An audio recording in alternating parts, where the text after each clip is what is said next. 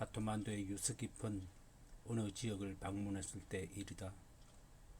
일행들과 부대끼며 단체 여행을 하던 나는 카트만두의 어떤 광장에 서 있었다. 우리는 티베트의 고지대에 적응하기 위해서 해발 4,000m에 위치한 네팔에서 이틀 동안 머물게 되었다. 오래된 힌두교 사원을 중심으로 한 힌두 문화권의 매력에 흠뻑 취해 있었다.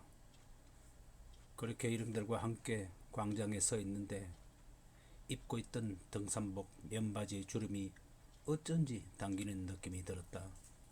하지만 심하게 당기는 것 같지 않아서 그냥 무시하고 있었다. 그러다가 본능적으로 눈길을 돌려 아래를 내려다 보았다.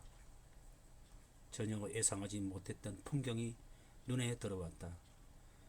나는 얼굴이 내 무릎께에 간신히 닿는 턱수염이 듬성듬성한 어떤 남자인 눈이 마주쳤다. 시간을 거슬러 올라가 고대인과 마주한 느낌이 들었다. 남자의 깊고 헝클어진 머리카락과 은백색의 턱수염 다발이 한테 뒤엉켜 뜨거운 바람에 휘날렸다. 힌두교 성인이라면 을에 그렇듯 흰색 잿가루가 땀에 촉촉한 남자의 피부에 군데군데 뭉게 묻어 있었다. 오랫동안 고지대의 거친 태양빛에 시달린 탓에 남자의 몸은 까맣게 걸렸고 상처 투성이에다가 뒤틀려 있었다. 눈앞에 펼쳐진 풍경을 이해하는데 잠시 시간이 걸렸다. 남자의 허리 아래로는 다리 대신에 허리에 두르는 흑투성이 천이 땅바닥에 널려 있을 뿐이었다. 남자의 다리가 있어야 할 곳에는 밑에 바퀴가 달린 작은 널빤지 하나가 있었다.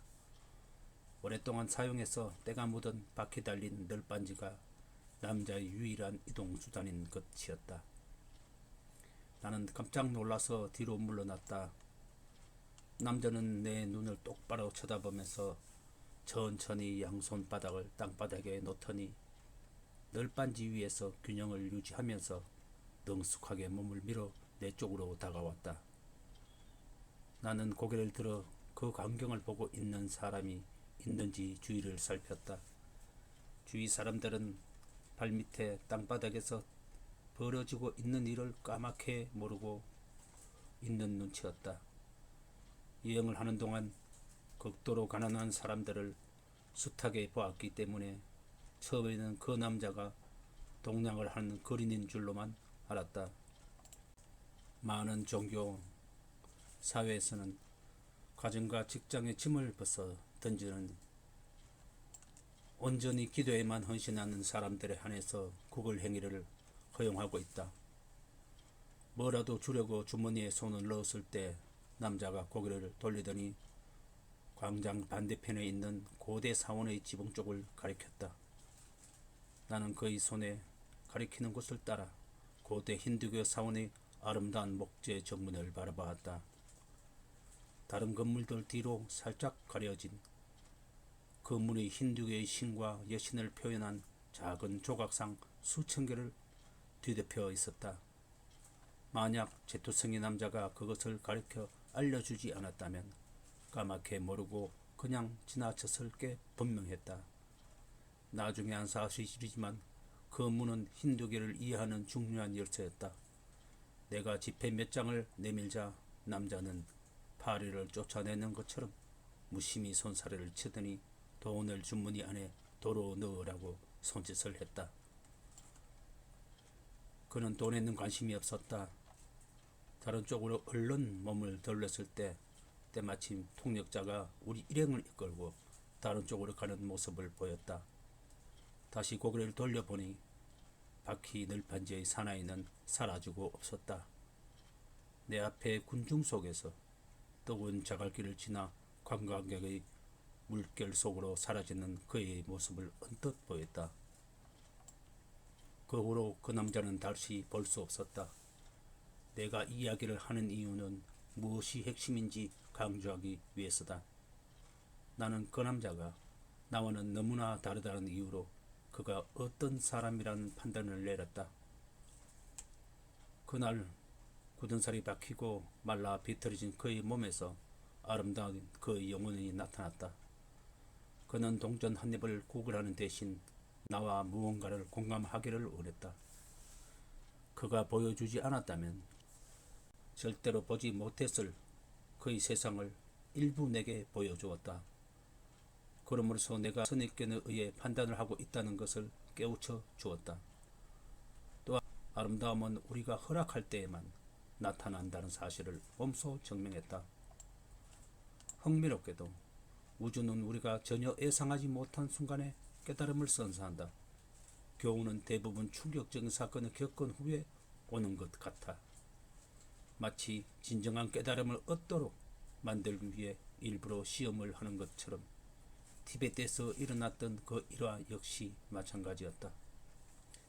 카톤만두에서 그 일이 있고 나서 며칠 후에 우리가 탄 버스는 산골 마을로 접어들더니 옛 군대 막사를 개조한 여행자 숙소 앞에 멈춰섰다. 버스가 멈추고 모두들 방심하고 있을 때 느닷없이 등이 구부정하고 늙어 보이는 남자가 우리 버스에 올라타고는 우리를 바라보았다. 노인은 치아가 두세 개밖에 없고 눈은 심한 사시여서 시선을 마주치기가 어려웠다. 처음에는 그가 길거리에 흔한 거린인 줄로만 알았다. 하지만 버스 안에 누군가가 그에게 중국 돈을 건넸지만 그는 돈을 받지 않았다. 대신 버스 안에서 가장 무거운 가방을 들고 내렸고 그 덕분에 우리는 짐을 옮길 필요가 없었다.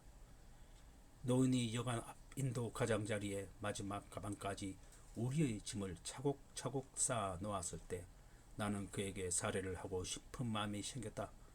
그는 분명히 감사의 인사를 받을 자격이 있었다. 우리의 짐은 여러 도시를 방문할 때마다 점점 더 커지는 바람에 무게가 상당히 나갔다. 하지만 그는 돈을 거절했다. 노인은 고개를 들더니 치아가 없는 입으로 해벌쭉 웃고는 돌아서서 걸어가 버렸다. 그것으로 끝이었다. 노인이 원한 것은 우리가 그의 마을에서 즐거운 시간을 보내기를 바라는 것뿐이었다. 아무런 보답도 원하지 않았다. 정말 깜짝 놀랄 만한 일은 내가 여관 주인에게 친절한 여관 짐꾼에 대해 물었을 때 일어났다. 주인은 여관에 짐꾼을 두지 않았다고 대답했다. 그 노인은 우리가 탄 버스가 여관에 도착했을 때 우연히 여관 앞을 지나던 마을 사람이었다. 노인은 완벽한 내면의 아름다움이 노인의 불완전한 외모와 우리의 선입관을 뚫고 빛을 발한 것이다. 노인은 봉사하기를 좋아하는 것처럼 아무런 보답을 바라지 않았다. 우리 일행은 이 티베트 천사에게 선물을 받은 것이나 다름없었다.